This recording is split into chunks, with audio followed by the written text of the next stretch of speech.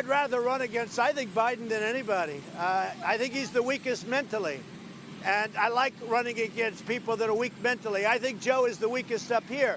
The other ones have much more energy. I don't agree with their policies, but I think Joe is a man who is, I call him 1% Joe, because until Obama came along, he didn't do very well. Now, at his campaign event, Biden spoke about everything from ending cancer to the trade war with China. He also talked about his views on President Trump. I believe that the president is literally an existential threat to America. He is a genuine threat to our core values. And if you wondered about that, remember what happened in Charlottesville. I never thought I'd see that happen in my lifetime again. Hakke is in Davenport with the former vice president. Garrett, thanks for joining us. You spoke with some Iowans today. How are they feeling about Biden? Well, it's interesting. Joe Biden is the front runner, not just nationwide, but here in Iowa. There's a new Des Moines Register poll that came out over the weekend that has him at 24%, about 8% up over his closest rival.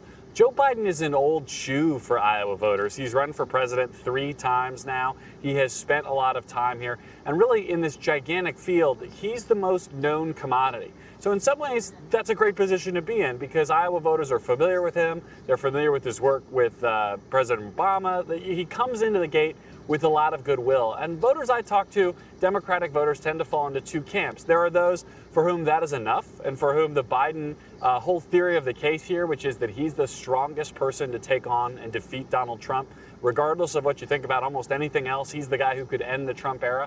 There are those voters for whom that's enough. His association with Barack Obama, his perceived strength in a general election against Donald Trump is enough. And then there are other voters, and I don't know which group is bigger, and this will ultimately be the whole question here, I think, who say, you know, 2010 was nice, but we could do better.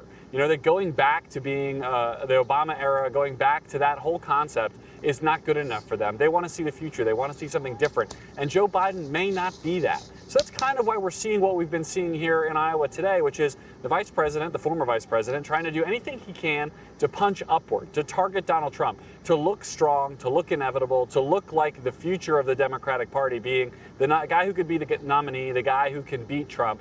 And the president trying to diminish the former vice president by reminding folks of what he was before he was Barack Obama's number 2, which was, in 2008, the 5th or 6th place finisher here in the Iowa caucuses, didn't break 1%. So the president's barbs are nasty, they're personal. In that case, they're also true. And so you do have this dynamic here that's starting to shape up. Some of these other candidates will still be trying to break through. A lot of the folks I talked to today told me their second favorite, their other favorite person was Elizabeth Warren. She's been having a strong couple of weeks in Iowa and nationwide. This thing is not sewn up yet at all. We've got one more event for Joe Biden here tonight in Davenport. He's not keeping up the same kind of hectic campaign schedule some of these other candidates are. You can do that when you're the front runner, but Iowans expect to meet you at least once or twice if they're going to vote for you. So we'll see how it holds up. Have you heard any reaction to the recent reports that Biden may be gaining steam, according to Trump's internal poll in some of the states that Trump won last time? Oh, sure. I mean, we see this in the public polling, too, right? I mean, this is places like Michigan and Pennsylvania, Ohio, even Texas. We've seen public polling that shows not just Joe Biden, but a number of the Democrats way ahead of President Trump in some of these battleground or could be battleground states. The Trump campaign, the Trump administration has pushed back on these polls, so they don't buy it. You know, they felt like they were behind in the 2016 polls. They ended up winning. Democrats like the idea that these places are competitive. They like that they can show the possibility that the president can be beaten in this place or in these various places. But I have to say, if you're Joe Biden, part of the reason you say you're running is you think you're the only guy who can beat Trump in these places. That's not what these polls show. They show a lot of these other candidates can beat Trump in those places. So, again, it'll be interesting to see that perception of strength. If Joe Biden starts to weaken, does his support go away all at once really fast, given that his whole candidacy is based on being strong? You know, we'll see what happens. It's so early, but there's a lot of interesting information like those polls floating around out there. And a lot of candidates and a lot of time left. Garrett Hakke, thanks so much for joining us in Iowa.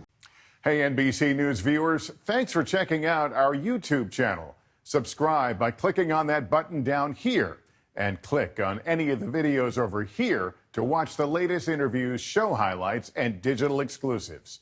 Thanks for watching.